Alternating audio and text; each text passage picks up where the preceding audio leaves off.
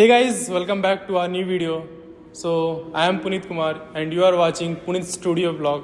So in this video, I'm gonna explain about how to get admission in architecture colleges and university. So let's start. So here is a screen board in front of me. So basically I wrote everything due to lack of the time. So how to get admission in architecture colleges. तो सबसे पहले बात करते हैं exam की।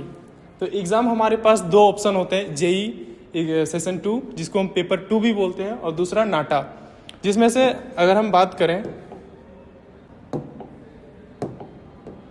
जिसमें से हम सबसे पहले बात करें जेई पेपर 2 का, तो पहला आता है जोसा काउंसलिंग। जो जेई पेपर 2 का है उसका जो काउंसलिंग होता है जिसमें राउंड 1, राउंड 2, राउंड 3 करके राउंड 8 और राउंड 6 होते हैं, उसमें से आपको जोसा काउंसलिंग में फिल करना पड़ेगा जेई पेपर 2 देने के बाद, जो कि आपको काउंसलिंग में आईआईटी, एनआईटी और जितने भी सेंट्रल गवर्नमेंट ऑथोराइज्ड हैं और भी कॉलेजेस हैं उसमें आपको ये भेजा जाएगा। जैसे SPA Delhi, SPA Bhopal, SPA Vijayawada, ये सब जितने भी कॉलेजेस मिलते हैं वो सारे जेई पेपर 2 से मिलते हैं, जो जिसमें जोसा काउंसलिंग होता है उसमें होता है। दूसरा आता है जेई पेपर 2 देने के बाद CSAB, central seat allocation board. ये बेसिकली सेंट्रल सीट जो देता है वो देता है बेसिकली कि जितने भी सारे इंडिया में कॉलेजेस हैं जो कि सेंट्रल से कनेक्टेड हैं, काउंसलिंग ऑफ आर्किटेक्चर से कनेक्टेड हैं, उनको ये सब सारे सीट मिलते हैं, जो कि किसी किसी यूनिवर्सिटीज़ में भी होते हैं। जैसे हमारे CMR यूनिवर्सिटी में भी हुआ है, आसपास बोल सकते हैं कि बेंगलुरु में जितने टॉप यूनिवर्सिटीज़ हैं आर्किटेक्चर का उसमें भी होता है। तो अब नेक्स्ट बात आती है नाटा की। तो नाटा में बेसिकली होता ये है कि आपको माइंड का प्रेजेंस पूछा जाता है आर्किटेक्चर के बेसिस पे।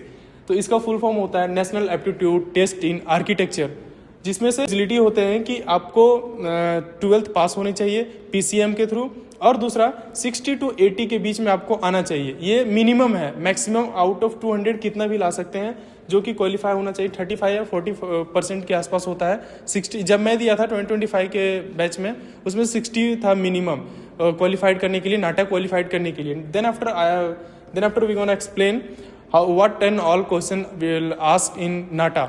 So first, drawing skills, observation skills, aptitude questions, perspective drawing, mirror reflections, minor mathematics calculations.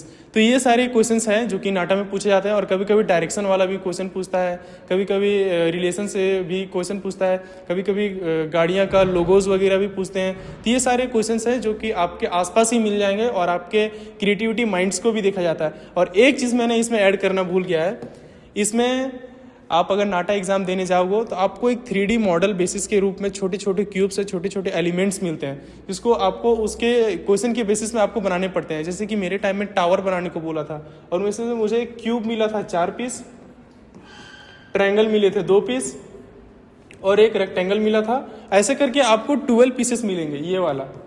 अब ये 12 ये मत समझ लेना, ये 12 है, इसका 12 पीसेस आपको छोटे छोटे एलिमेंट्स मिलेंगे मैथमेटिक्स के, जैसे किसी क्यूबोर्ड वगैरह, सर्कल वगैरह, ये स्क्वायर वगैरह, ये सब मिलेंगे और आपको उसमें से कुछ 3D मॉडल बनाना पड़ेगा, जो कि नाटा में ही आता है। और ये सबसे ज़्यादा हाइट स्कोरिंग होता है।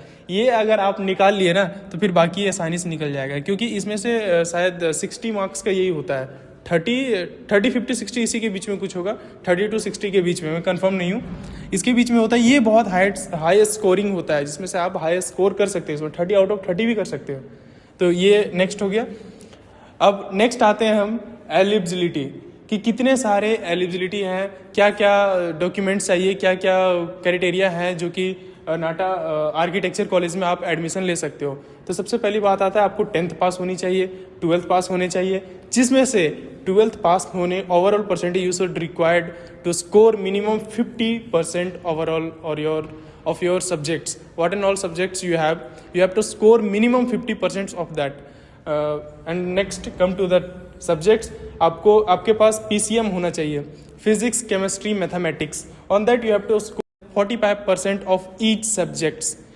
अगर मैं फिजिक्स की बात करूं तो उसमें 45% आपके होने चाहिए। मींस अगर आपका फिजिक्स 100 मार्क्स का पेपर है तो आपको 45 मार्क्स लाने चाहिए। ऐसे ही करके केमिस्ट्री, ऐसे करके मैथमेटिक्स। तो ये सारे क्राइटेरिया हैं इसमें। आर्किटेक्चर कॉलेज में एडमिशन लेने के लिए।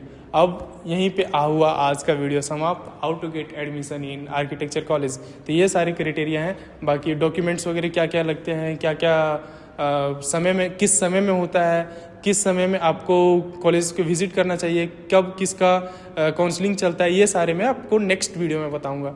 तब तक बने रहिए। Thank you so much for watching. जय हिंद, जय भारत।